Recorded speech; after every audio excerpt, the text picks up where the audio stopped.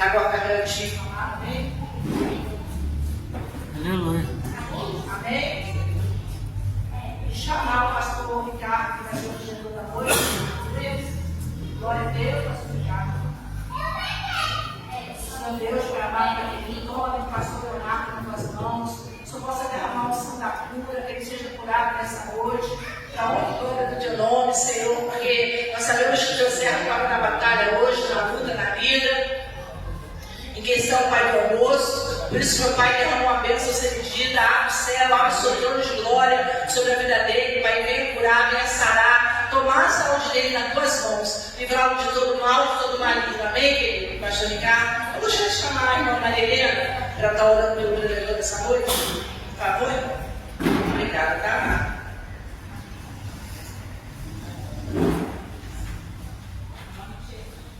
Senhor Deus, eterno Pai, ó Deus, aqui está, Senhor, teu servo, teu filho, Senhor, ele vai estar ministrando a tua palavra nessa noite, Senhor. O Senhor coloca, Senhor, a unção sobre os lábios dele, sobre aquilo que ele vai falar. Sim, venha, Senhor, sair do seu trono, Deus, que não seja ele aqui na frente, mas seja o Senhor a falar através dele, Pai, para que edifique a tua igreja, Senhor. Abençoa teu servo, Senhor, joga por terra todas as setas, todos os dardos inflamados, Senhor Deus. Abençoa o teu filho, teu servo, o pastor que vai estar aqui, Senhor, ministrando a tua palavra. Toma ele nas tuas mãos, Senhor, e abençoa a vida dele, abençoa a vida da família dele, Senhor. Que ele continue, Deus, sempre esse homem forte e fiel a ti, Senhor. Poderoso ao ministrar a tua palavra nesse momento, Senhor, porque é o Senhor que vai usar os lábios dele, Pai, para a honra e a glória do teu nome, Senhor, e que seja feita a tua vontade, Pai, nesse lugar e na vida do teu servo. Abençoa, Senhor Deus, e capacita ele por tudo que ele for falar, Deus. Em nome de Jesus, já queremos te agradecer, já queremos te dar a honra e a glória, Senhor, que seja dada somente a ti. Amém. Obrigado, irmão. Graças a Deus, igreja. Amém? Amém. Pode sentar.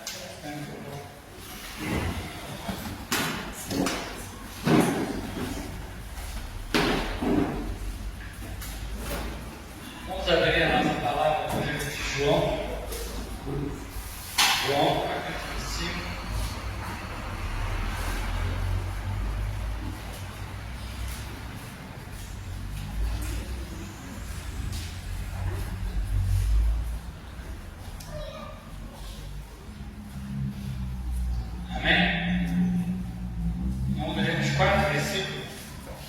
Verso 1 diz assim: depois disto, houve uma festa entre os judeus e Jesus subiu a Jerusalém. Ora, em Jerusalém, próximo à porta das ovelhas, um tanque chamado em hebraico Betesda, o qual tem 5 alpendres. Neste jazia grande multidão de enfermos, cegos, mancos, paralíticos, esperando o mover das águas. Porque um anjo descia de tempo em tempo ao tanque e agitava as águas. E o primeiro que ali descia, depois do movimento das águas, era curado de toda enfermidade que tivesse. Verso 9. Logo aquele homem ficou curado, tomou o seu leito e foi embora. E aquele dia era sábado. Não, é hoje. Hoje é o dia. Amém, amados? Amém. Amados, eu fico assim um pouco impressionado com o modo e a visão que os autores da Bíblia têm, principalmente aqui João. Porque João, ele parece que ele vai trazer uma narrativa dessa passagem, uma narrativa que parece que não era com olhos humanos, mas parecia que era com olhos de Deus. Por quê? Porque no verso primeiro, como nós lemos, vou falar o verso primeiro, vai dizer assim, olha lá, depois disso havia uma festa entre os judeus e Jesus subiu a Jerusalém. Esse versículo parece que quem está falando não é judeu, sim ou não? Por exemplo, se eu ou você estivesse escrevendo isso aí, nós iríamos escrever dessa maneira, porque nós não somos judeus. Amém? Não é isso? Olha o que ele diz. Depois disso havia uma festa entre os judeus. Mas ele era judeu, mas ele fala como se não fosse judeu. Está dando para entender a diferença? E ele diz que Jesus subiu de Jerusalém. Por quê? Porque Jesus era judeu. O que está acontecendo aqui? Havia 3 festas, 3 datas comemorativas em Israel, que todo judeu, de todos os lugares daquele tempo antigo, tinham que ir em Jerusalém para participar dessa festa.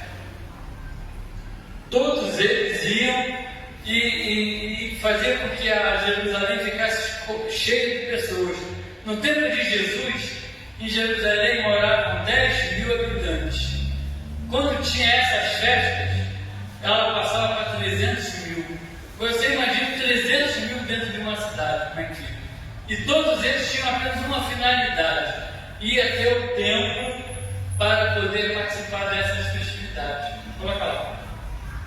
Apaga a luz de meu por favor. Quero mostrar para vocês aqui uma imagem. Vai apagar.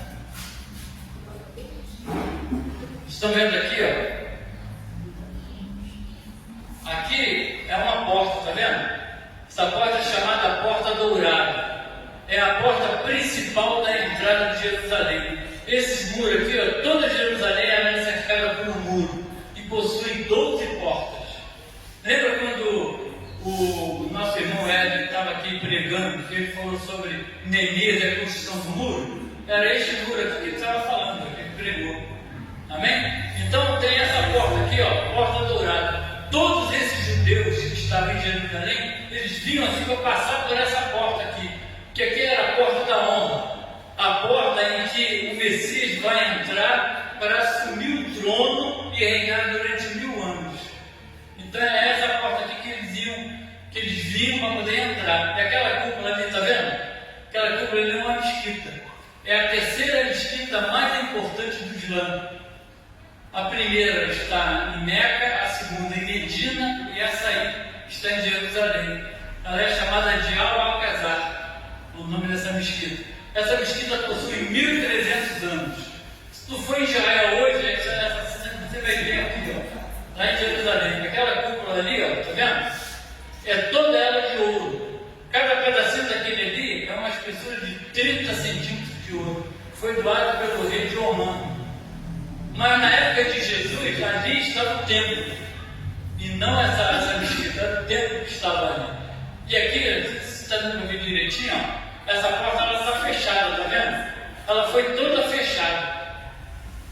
Quem fechou essa porta? Quando o Islã invadiu e tomou Jerusalém, eles contaram para ele, eles sabiam de uma história, de que haveria um Messias que iria passar por essa porta aqui para assumir o trono.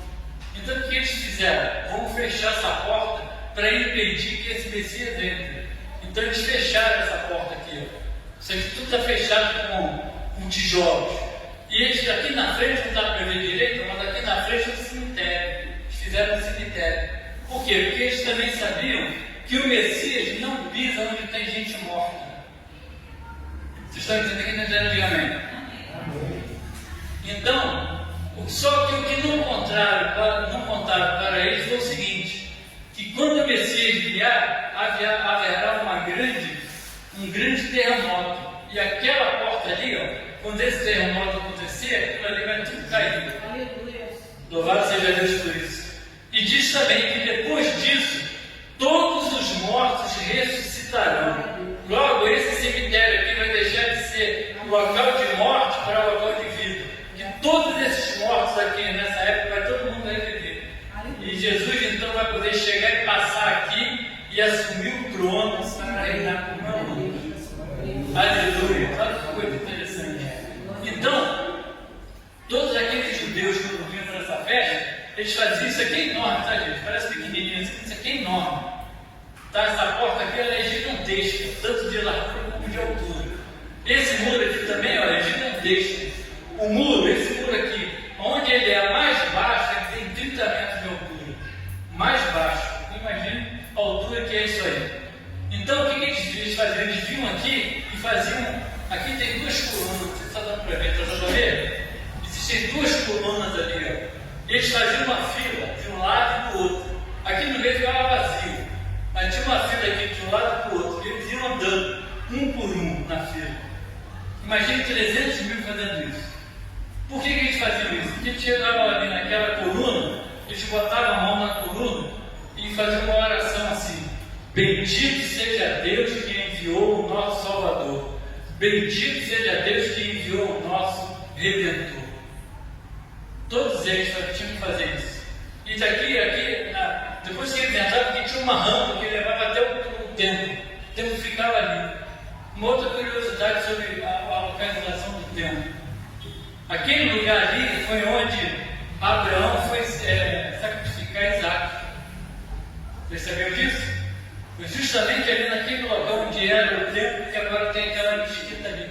Essa mesquita ali, além de ter 1.300 anos, ela é patrimônio da humanidade. Dentro de Israel, uma cultura totalmente diferente. Então, Jesus, ele estava fazendo exatamente, Jesus estava vindo lá de cá, na fila. Só que quando ele chega aqui, ele sai dessa fila e vai para a parte de trás. Ali onde está aquela cúpula ali, lá atrás tem a continuação, tem uma porta, chamada Porta das Ovelhas. Uma porta que não tinha tanto glamour como a porta dourada, a porta dourada que era uma porta de honra para quem passava por ela, mas a porta das ovelhas não. Ela era pequena e estreita, e para entrar nela você tinha que se abaixar assim, para poder entrar. E é justamente ali que Jesus foi entrar, nos fundos da onde era o templo. E nessa parte ali, os sacerdotes na época tinha uma parte vazia, e eles pensavam: o que nós vamos fazer com essa parte aqui? Aí eles falaram assim: vamos construir 5 tanques. E quando as ovelhas vierem, nós vamos mergulhar elas dentro do tanque. Por que eles faziam isso? Porque o pelo da ovelha era muito extenso, então não tinha como você examinar. O animal tinha que ser examinado totalmente. Tinha que saber se tinha alguma ferida, aí não podia ser colocado para sacrifício. Então o que eles faziam? Eles mergulhavam a ovelha, tiravam a ovelha dali e procuravam para ver se tinha algum defeito. Amém? Só que esse local ali, no tempo que quando Jesus foi lá, e Jesus entrou, ali estava cheio de doentes, como nós lemos, né, de mãos, aleijados, cegos, porque esses pessoal, esses aleijados e cegos, eles não podiam entrar aqui. Era proibido pessoas doentes, aleijadas, mancas, cegos, qualquer problema físico, não podia passar por essa porta. Eles já podiam usar a porta dos fundos. E justamente por onde Jesus andou, justamente onde Jesus foi, na porta dos fundos. Porque Jesus era o único que tinha o direito de entrar aqui, porque ele era a Machia, ele era o Messias, ele que tinha o direito de entrar, ele abdicou desse direito. Por quê? Primeiro que não estava ainda no tempo. O tempo vai vir ainda lá em Apocalipse, que vai falar sobre a passagem dele aqui para assumir o reinado. Então ele sai daqui, chega lá, ele entra e começa a andar no meio de um monte de doentes. Um monte de pessoas que foram abandonadas, um monte de pessoas que a sociedade não queria nada com eles, que a sociedade os largaram, a própria família largava eles, abandonados, porque eles não tinham nenhum acesso a nenhuma das regalias que o judeu tinha, justamente por serem aleijados. Amém? Pode ser. Amém, amém? Vocês estão entendendo? Quando Jesus chega aqui, que Jesus entra, Jesus vai passando no meio de todos aqueles doentes. Olha que coisa interessante. Por que Jesus, tanto doente, por que Jesus só cura um? Não é uma pergunta interessante essa? Jesus chega, passa perto de um aleijado, que a Bíblia vai falar que tinha 38 anos que estava ali. Olha, agora presta atenção. Quando Jesus nasceu, aquele homem já estava ali há 7 anos. Entendeu? 7 anos.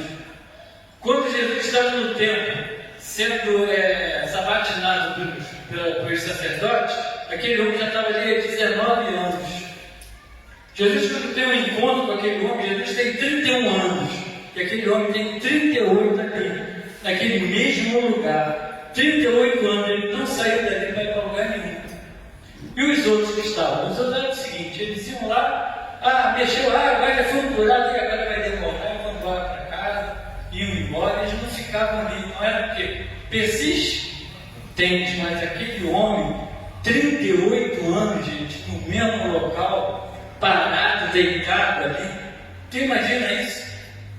A Bíblia não fala quantos anos ele tinha, mas pelo meus cálculos ele devia ter mais de 50 anos.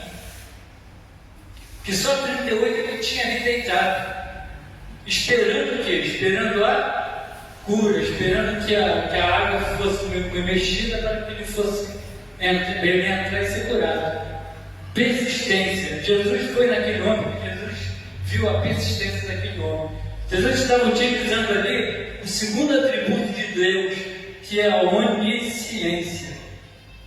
Jesus olhava passar naquele homem, Jesus olhou para ele e viu: esse homem está aqui há 38 anos. Aí Jesus faz uma pergunta para aquele homem: quer ser curado? Muitas das vezes a gente tem um diálogo com Deus, a gente começa muitas vezes a contar historinha. Não é isso? Aquele homem, quando Jesus perguntou qual era a resposta que ele tinha que dar, sim, quero, não que ele estava aqui esperando ali, mas ele vai e conta uma história para Jesus. Olha, Jeff, o negócio é o seguinte: às vezes eu estou aqui deitado, às vezes a água se mexe, mas eu não tenho ninguém que me pegue e me coloque lá. Então, quando eu me arrasto para ir até lá, outro vai na minha frente e é curado. Não é isso? Mas foi isso que Jesus perguntou a ele? Não foi isso. Jesus perguntou se ele queria ser curado. Quando nós estamos orando para Deus, a gente fala: Senhor, eu fui lá no médico, sabe, o médico passou nos exames, os exames deu isso, deu aquilo, eu estou com uma doença assim, sabe, eu queria te pedir para que tu possa me curar. Não é assim que a gente ora? Não, gente, Deus já nos conhece, é só você chegar e falar assim: Deus, eu estou doente, me cura. É isso que Deus quer ouvir de cada um de nós. Mas nós estamos a mania de contar historinhas para Deus. Deus não quer ouvir historinha, Deus quer ver a positividade de cada um de nós, de mim e de você. Então ele chega, vem cá, ia ser o Vinícius, tá, gente? Mas um Vinícius do calote, vai ser o vai ser o aleijado. Está deitadinho. Então eu quero falar deitado, e Jesus está conversando com ele, né? E aí, você quer se curar? E ele fala aquela historinha toda. Jesus então faz isso aqui, olha.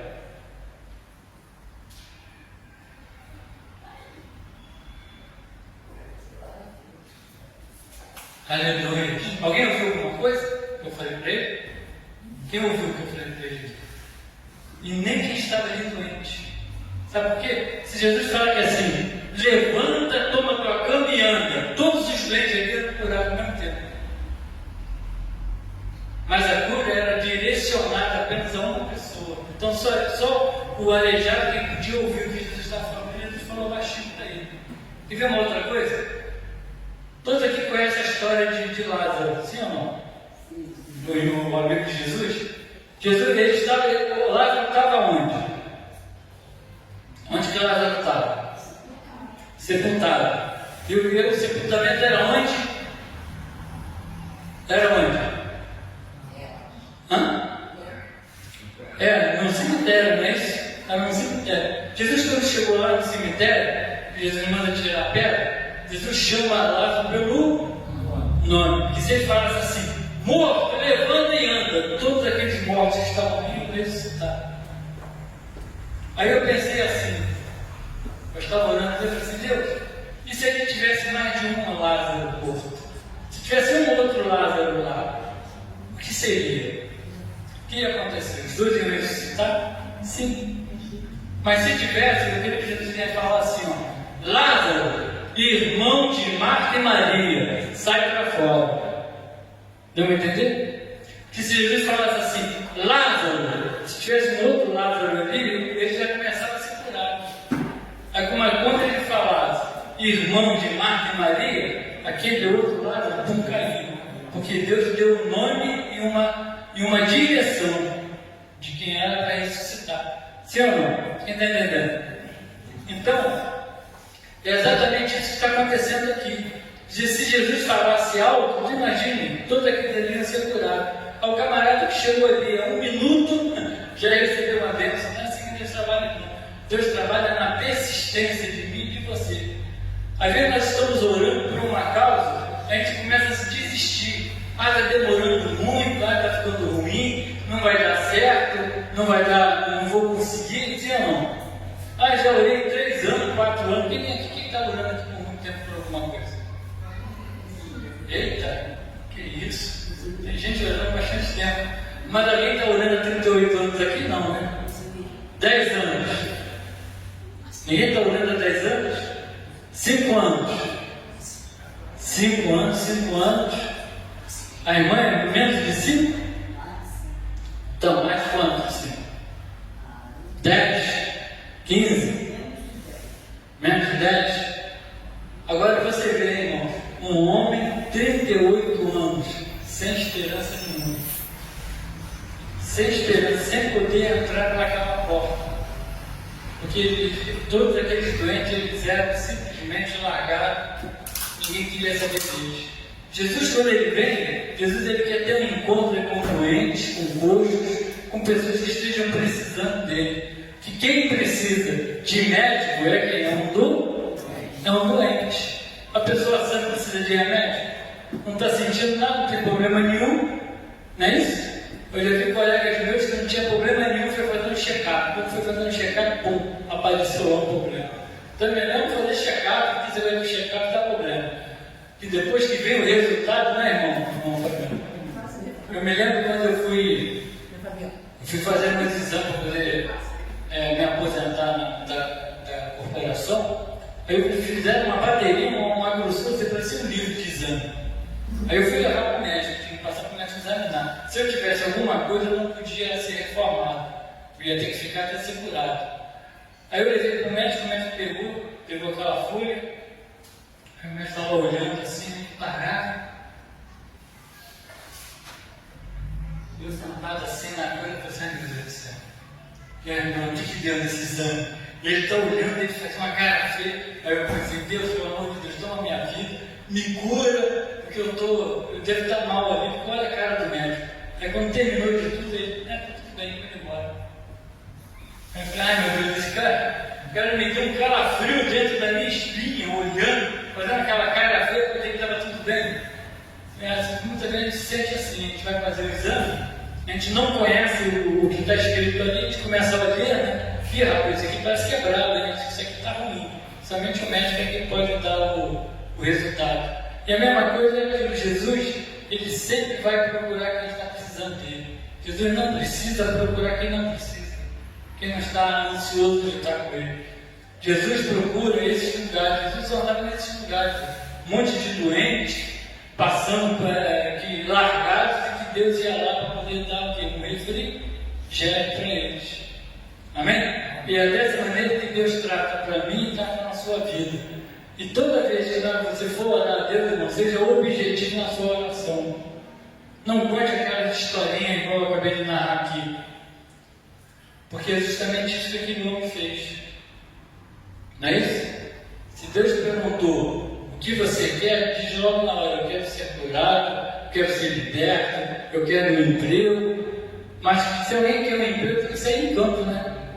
Tem gente que pede emprego, mas quer ficar deitado em casa vendo televisão. O emprego vai vir assim, não, o telefone vai tocar, já orei. Não é assim não, às vezes até acontece quando você sai em campo, que você busca, que você procura, e então a pessoa vem até você. Amém? E é assim que Deus tem falado. Então, nesse momento aqui, gente, Jerusalém, num local onde a palavra de Deus vai dizer lá em Apocalipse, que ali onde está aquela cúpula, onde vai descer onde vai descer a nova Jerusalém, vai descer exatamente ali, sobre aquele local ali. Eu conheço pessoas que acham que essas bombas que caem lá em Jerusalém vai cair aqui em cima. Mas não, para mim, Jerusalém, quando descer do céu, vai cair justamente ali. E é no terremoto, né, e Jesus vai entrar e vai subir o trono, e vai ver então um milênio de paz, onde Jesus estará reinando com todos nós. Amém? A Bíblia diz que todos nós estaremos lá em Jerusalém junto com Deus, junto com Jesus. Também junto com Ele vão participar da batalha do Armagedon, vão estar guiados junto com Jesus. Amém?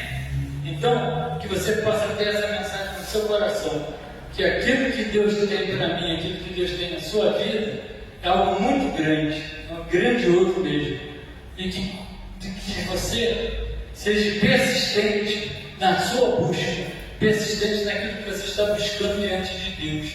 Não desista da sua busca, não desista daquilo que você está buscando de Deus, porque vai haver a hora em que Deus vai chegar na sua vida e vai derramar a sua bênção sobre a sua vida. Amém? Amém, irmão? Amém. Amém. Vamos ficar de pé então.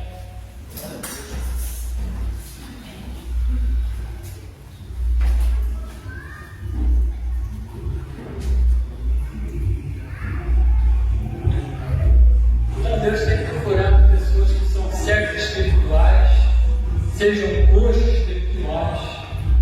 Jesus está procurando pessoas que estão desacreditadas para poder ter uma nova aliança, para poder fazer com que essas pessoas tenham uma visão normal, a visão correta do reino de Deus. Amém? Amém. Se você está passando por algum problema, põe a mão no seu coração. Você que já está orando há muito tempo, vamos orar. Senhor Deus, em nome do Senhor Jesus, neste momento, ó Pai, eu quero colocar, Deus, cada irmão aqui, Senhor.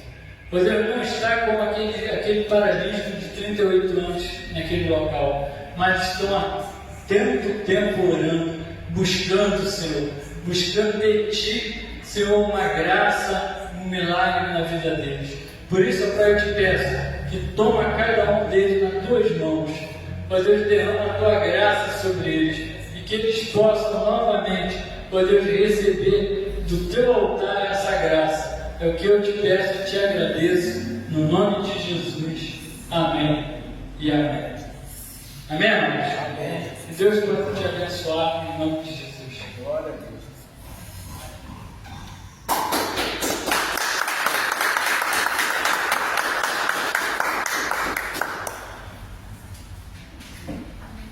Amém, glória a Deus. Então nós podemos ver, né, que o homem não adianta colocar em princípios. Amém? Eu estava falando sobre a nossa comunhão, quando nós estamos na presença de Deus no início, alguns irmãos não estavam aqui, e como nós estamos ficando na presença de Deus. Como Deus, Ele, versículo que eu